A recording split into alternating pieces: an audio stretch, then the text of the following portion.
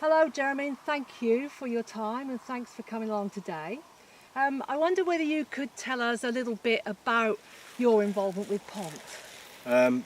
Pont contacted me to ask if I would give a presentation and talk on conservation grazing, the pros and cons on Tregaron Bog, which is where I grazed cattle in Fullbrook Bog for many years. And I turned up, we had a chat in the office, and then I gave a talk out on site, which was enjoyable and interesting, and I'm hoping that the people benefited from the talk. Yeah, great. Thank you, Jeremy. Yeah, I remember because we went out on site, which is what was your preference, was to show people a habitat. And I remember your passion coming through, both for conservation grazing, but also for the wildlife that benefited. You talked about the butterflies and the dragonflies and kingfishers, etc.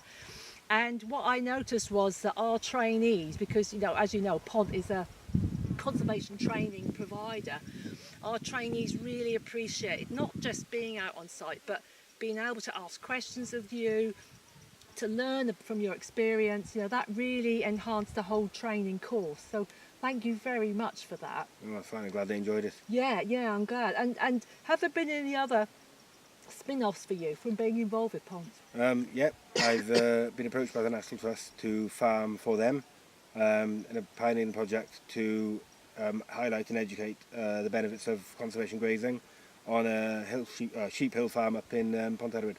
So yes, the future's looking bright. Oh, fantastic. Now, Jeremy, you described that to me as your dream farm. Yes. And that you've been conservation grazing pockets of land all over the place for many, many years, and now you've got the whole farm tenancy. Yes. And tell us a little bit more about the experimental or the research that you're hoping to do with the National Trust. The plan is to try and educate the current tenant farmers that they've got by highlighting the fact that you can do conservation grazing and conservation farms working with farmers. So at the moment it was a sheep farm, it's now a hide and cows cattle farm, and we're going to keep less stock, reduce the numbers, and diverse sites. So we've got 3 sites. We've got a marsh and meadow, and then we've got freeze land, which we're hoping to turn back to freeze land, and then we've got hay meadows as well. So we've got 3 different types of sites, all in one unit. And then we're going to weigh the cattle, the calves, and show the weights that they gain over the 30 months till slaughter, and hopefully prove to people that it is justifiable, profitable, and you can farm with conservation. So putting the conservation and the farming together, link the two together, and hopefully broaden people's horizons and change their idea and policies on farming, that you can work with conservation and nature and make it profitable as well at the same time. Everybody, Yes. But the cattle benefit, they're less stressed. They do a good job. They're fantastic. We carve on the bogs and on the sites, no problem at all. Yes. And they thrive. So it's getting that message across. Yes. You don't need to farm so intensely. Yes. You can enjoy it. You can graze these sites with livestock and make a profit off it. Yes. And everyone's a winner. Yeah. How should we be trying to promote that message and raise awareness more? What should we be doing? I think I'd put a lot more clips on the internet.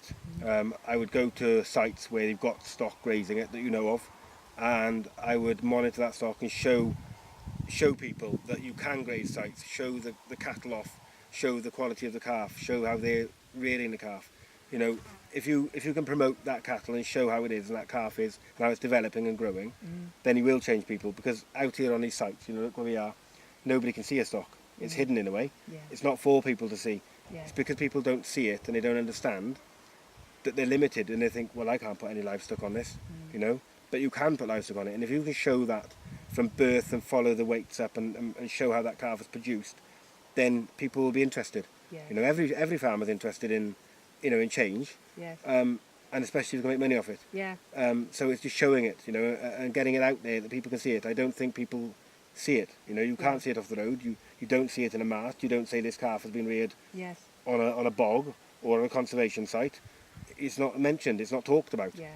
People need to understand and see the benefits of it and get it out there and get people talking. So what kind of people do you think we should be targeting? I mean, you've talked about what farmers like to see, animals, but we can't probably reach every single farmer, and not every farmer will want to hear what we have to say. So who do you think we should be focusing on? I think hill farmers, beefy sheep farmers in the hills, where it's quite tough terrain. I think I'd get it across to those, that you don't need to put your sheep on a mountain. You can actually put cattle up there.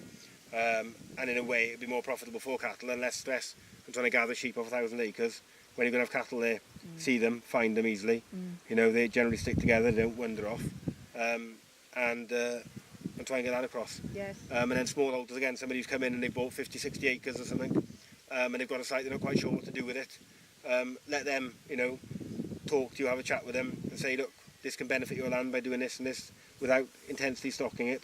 You know, leave hay meadows, enjoy getting the harvest off it, you know, small bales. Do it as a family thing, isn't it? Yes. Enjoy it. Yes. And see the species and habitat yourself again. Yes. So I wouldn't, you know, you're not going to target a dairy farmer because he obviously needs, you know, he needs as much land as he can get for his output. So so there's no point trying them. But I think hills, beefy sheep, most definitely. Yes. You know, and people who've come in and bought small holdings. Brilliant. And speak to those. And the younger generation again. But you need that proof. Yes. You need to show the stock. Nobody will believe it unless they see the stock. You have to show evidence. Absolutely. So you Yeah. show the evidence and what it does and how it's changed and the habitat and take photos and promote it, you know. Yeah. Then you're on to a winner. Well, thank you so much for your time, Jeremy. It's been a pleasure working with you. And yeah, there's a $1 million question. Would you work with us again? Yes, definitely. Yeah? And I'll invite you up to a farm tour of the farm and show you how we're getting on there and how the benefits of conservation grazing are coming along with that. Yeah.